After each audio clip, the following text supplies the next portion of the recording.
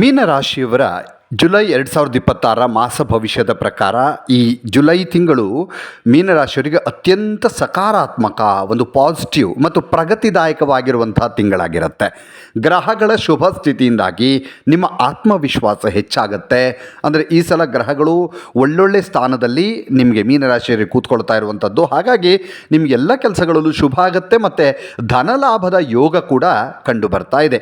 ವೃತ್ತಿ ಮತ್ತು ಉದ್ಯೋಗದ ವಿಚಾರಕ್ಕೆ ಬರೋದಾದರೆ ಮೀನರಾಶಿಯವರಿಗೆ ಕಚೇರಿಯಲ್ಲಿ ನಿಮ್ಮ ಕಠಿಣ ಪರಿಶ್ರಮಕ್ಕೆ ತಕ್ಕ ಮನ್ನಣೆ ಮತ್ತು ಪ್ರಶಂಸೆ ಸಿಗುತ್ತೆ. ಅಂದರೆ ನಿಮ್ಮ ಕಠಿಣ ಪರಿಶ್ರಮ, ನೀವು ಹಾಕಿದಂಥ ಪರಿಶ್ರಮಕ್ಕೆ ನಿಮಗೆ ಖಂಡಿತವಾಗಲೂ ಫಲ ಸಿಗುತ್ತೆ.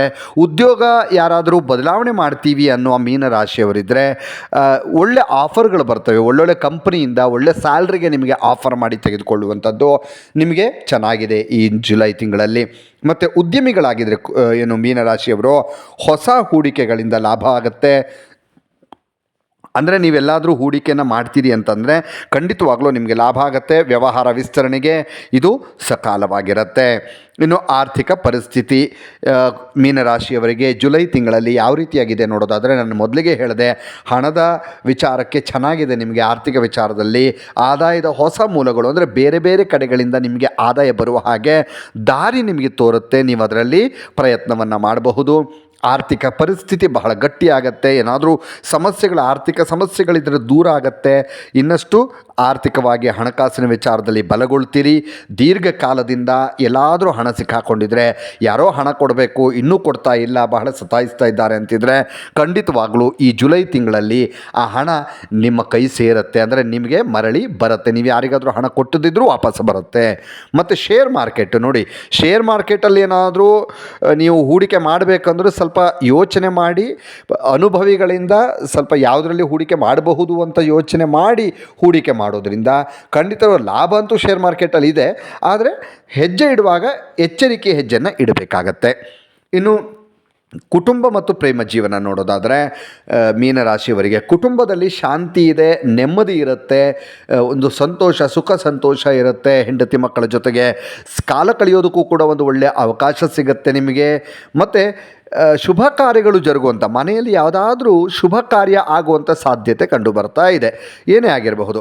ಜೀವನ ಸಂಗಾತಿಯೊಂದಿಗೆ ಪ್ರೀತಿ ಹೆಚ್ಚಾಗುತ್ತೆ, ಬಾಂಧವ್ಯ ಇನ್ನಷ್ಟು ಗಟ್ಟಿಯಾಗತ್ತೆ. ಈ ಒಂದು ಮೀನರಾಶಿಯವರಿಗೆ ಪ್ರೇಮಿಗಳಾಗಿದ್ದರೆ ಪ್ರೇಮ ಜೀವನದಲ್ಲಿರುವಂಥವರಿಗೆ ಈ ತಿಂಗಳು, ಜುಲೈ ತಿಂಗಳು ಸಕಾರಾತ್ಮಕ ಬದಲಾವಣೆಗಳು ಅಥವಾ ಮದುವೆ ವಿಚಾರಕ್ಕೋ ಮನೆಯಲ್ಲಿ ಪ್ರಸ್ತಾಪ ಮಾಡುವಂಥದ್ದು ಅಥವಾ ಒಪ್ಪಿಗೆ ಕೊಡುವಂಥದ್ದು, ಏನೋ ಒಂದು ಮದುವೆ ವಿಚಾರಕ್ಕೆ ಮನೆಯಲ್ಲಿ ತಿಳಿಸುವಂಥದ್ದು ಕೂಡ ಆಗುವಂಥ ಸಾಧ್ಯತೆ ಕಂಡು ಬರ್ತಾ ಇದೆ. ಇನ್ನು ಆರೋಗ್ಯ ವಿಚಾರ ಮೀನರಾಶಿಯವರಿಗೆ ಜುಲೈ ತಿಂಗಳು ಮೀನರಾಶಿಯವರಿಗೆ ದೈಹಿಕ ಮತ್ತು ಮಾನಸಿಕ ಆರೋಗ್ಯ ಬಹಳ ಚೆನ್ನಾಗಿರುತ್ತೆ. ಎರಡೂ ಕೂಡ ಮಾನಸಿಕವಾಗಿಯೂ ಕೂಡ ಬಹಳ ಸದೃಢರಾಗಿರ್ತೀರಿ. ದೀರ್ಘಕಾಲದಿಂದ ಬಹಳ ಹಳೆಯ ಕಾಯಿಲೆಗಳೇನಾದರೂ ಇದ್ದರೆ ಅಥವಾ ಅದರಿಂದ ಕಾಯಿಲೆಯಿಂದ ಬಳಲ್ತಾ ಇದ್ದಂಥವರಿದ್ದರೆ ಖಂಡಿತವಾಗಲೂ ಈ ಜುಲೈ ತಿಂಗಳಲ್ಲಿ ನಿಮಗೆ ಚೇತರಿಕೆ ಕಂಡು ಬರುತ್ತೆ. ಒಂದಷ್ಟು ಆ ಕಾಯಿಲೆಯಿಂದ ಮುಕ್ತರಾಗುವ ಕಡೆಗೆ ಹಾದಿ ನಿಮಗೆ ಗೊತ್ತಾಗತ್ತೆ. ಅಂದರೆ ಅನುಭವಕ್ಕೆ ಬರುತ್ತೆ. ಪರವಾಗಿಲ್ಲ, ಮೊದಲಿನಕ್ಕಿಂತ ಈಗ ಪರವಾಗಿಲ್ಲ ಅನ್ನುವ ರೀತಿಯಲ್ಲಿ ಬರುತ್ತೆ. ಮತ್ತು ಎಚ್ಚರಿಕೆ ಅಂತಂದರೆ ಅತಿಯಾದ ಕೆಲಸದಿಂದ ಸುಸ್ತು ಕಾಡದಂತೆ. ಅಂದರೆ ಕೆಲಸ ಹೆವಿ ಆಗುತ್ತೆ, ಒತ್ತಡ ಜಾಸ್ತಿ ಆಗುತ್ತೆ. ಇದರಿಂದ ಸುಸ್ತಾಗದೇ ಇರುವ ರೀತಿಯಾಗಿ ಸ್ವಲ್ಪ ಪೌಷ್ಟಿಕ ಆಹಾರ ಸರಿಯಾದ ಸಮಯಕ್ಕೆ ಸರಿಯಾಗಿ ಒಂದಷ್ಟು ಪೌಷ್ಟಿಕ ಆಹಾರವನ್ನು ಈ ತಿಂಗಳಲ್ಲಿ ನೀವು ತೆಗೊಳ್ತಾ ಹೋದರೆ ನಿಮಗೆ ಖಂಡಿತವಾಗಲೂ ಕೂಡ ಆರೋಗ್ಯವು ಚೆನ್ನಾಗಿರುತ್ತೆ. ಜುಲೈ ತಿಂಗಳ ಯಶಸ್ಸಂತೂ ಖಂಡಿತ ಚೆನ್ನಾಗಿದೆ, ಪ್ರಗತಿ ಚೆನ್ನಾಗಿದೆ. ಇನ್ನಷ್ಟು ಪರಿಹಾರಗಳನ್ನು ಒಂದಷ್ಟು ಮಾಡ್ಕೋಬೇಕು. ಯಾವುದೇ ಅಡೆತಡೆಗಳು ಬರಬಾರ್ದು ಅಂತಿದ್ರೆ ನೋಡಿ, ಪ್ರತಿ ಗುರುವಾರ ಗುರು ರಾಘವೇಂದ್ರ ಸ್ವಾಮಿ ಅಥವಾ ದತ್ತಾತ್ರೇಯರ ಆರಾಧನೆಯನ್ನು ಮಾಡಬೇಕು. ಗುರುವಾರ ಅಂದರೆ ಗುರುಗಳ ಆರಾಧನೆ ಮಾಡುವಂಥದ್ದು. ದಿನಕ್ಕೆ 21 ಬಾರಿ ಓಂ ಗುರುವೇ ನಮಃ ಮಂತ್ರವನ್ನು ನೀವು ಜಪಿಸಬೇಕು. ಮತ್ತು ಹಳದಿ ಬಣ್ಣದ ಹಣ್ಣುಗಳು, ಹಳದಿ ಬಣ್ಣ ಅಥವಾ ಸಿಹಿ ತಿಂಡಿಗಳನ್ನು, ಹಳದಿ ಬಣ್ಣದ ಸಿಹಿ ತಿಂಡಿಗಳನ್ನು ನೀವು ದೇವಸ್ಥಾನದಲ್ಲಿ ದಾನ ಮಾಡೋದ್ರಿಂದಲೂ ಕೂಡ ಒಂದಷ್ಟು ಸಣ್ಣ ಪುಟ್ಟ ಅಡೆತಡೆಗಳಿದ್ದರೂ ಕೂಡ ಅದು ದೂರವಾಗಿ ಒಳ್ಳೆಯ ಸಕಾರಾತ್ಮಕ ಪ್ರಗತಿಯನ್ನು ಕಾಣೋದಕ್ಕೆ ನಿಮಗೆ ಸಾಧ್ಯವಾಗುತ್ತೆ. ಇನ್ನಷ್ಟು ವಿಡಿಯೋಗಳಿಗಾಗಿ ಮೀಡಿಯಾ18 ಕರ್ನಾಟಕ ಚಾನಲನ್ನು ಸಬ್ಸ್ಕ್ರೈಬ್ ಮಾಡಿ ಹಾಗೂ ಹೊಸ ವಿಡಿಯೋಗಳ ಅಪ್ಡೇಟ್ಗಳಿಗಾಗಿ ಬೆಲ್ ಐಕನನ್ನು ಕ್ಲಿಕ್ ಮಾಡಿ. Thank you.